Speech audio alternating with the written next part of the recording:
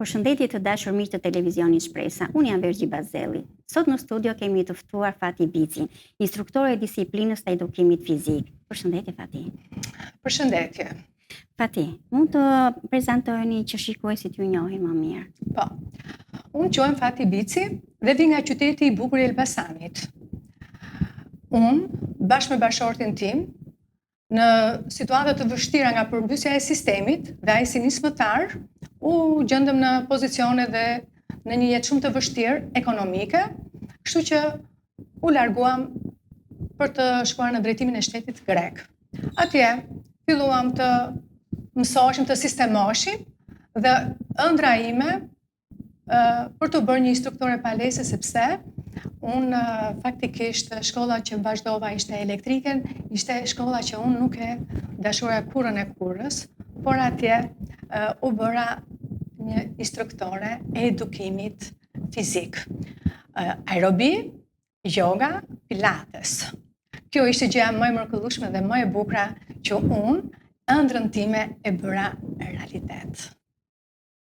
Çfarë ju shtyu që të ktheheni në Shqipëri?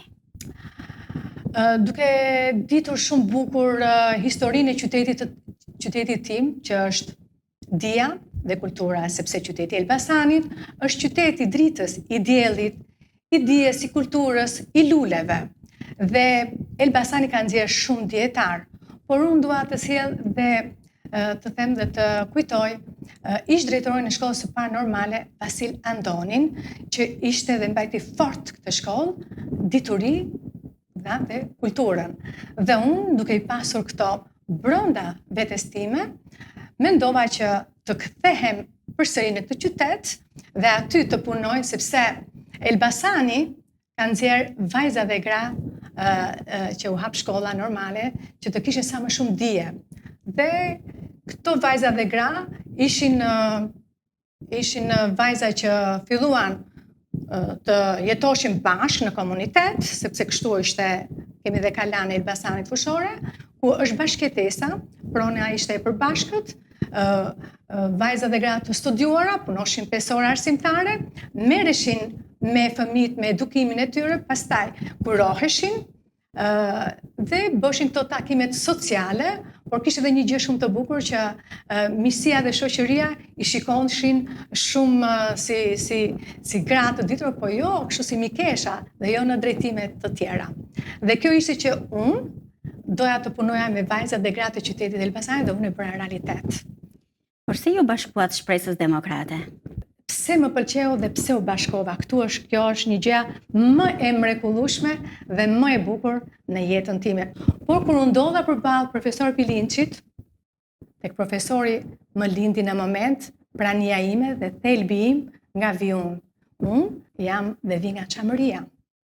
Njëherë jam shpjeguar një mikeshës time, a do vi një ditë që unë të shpjegoj dhe të rrefehem se si familja ime u persekutua dhe u masakrua nga shteti grek.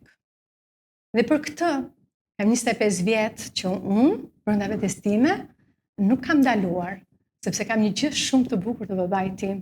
Të lindesh e sllavëruar, thoshte ai, është e pranueshme, ama të vdesësh e sllavëruar, më thoshte, kjo është e papranueshme. Dhe kjo më ka shoqëruar sot e 25 vjetë. Dhe kjo më ka bërë që unë sot të rrafehem para profesorit Pilinçit dhe para jush, miq dhe mikeshat. Keni një mesazh për shikuesit tanë? Mesazhet janë pafund që unë duhet të jap. Ejani të bashkohemi, sepse këtë kërkon dhe profesor Pilinçi. Ejani që të bëhemi bashk. Është koha, është momenti, tani dhe këtu. Dhe vetëm kështu do të bëjmë Shqipërinë të fortë, Shqipërinë e kulturës, Shqipërinë e dijes. Pra, gjithë këto do të na bëjnë bashkë, gjithë këto do të kemi ndryshime për një jetë më të bukur. Pra, po ka plot, se për 100 veta, dhe unë them se 100 veta janë Elbasan me një fuqi tjetër mendore që presim një alternativë tjetër, po mendoj dhe në shumë qytete janë dhe të gjithë do bashkohemi. Ejani bashkë, çamë të bashkohemi.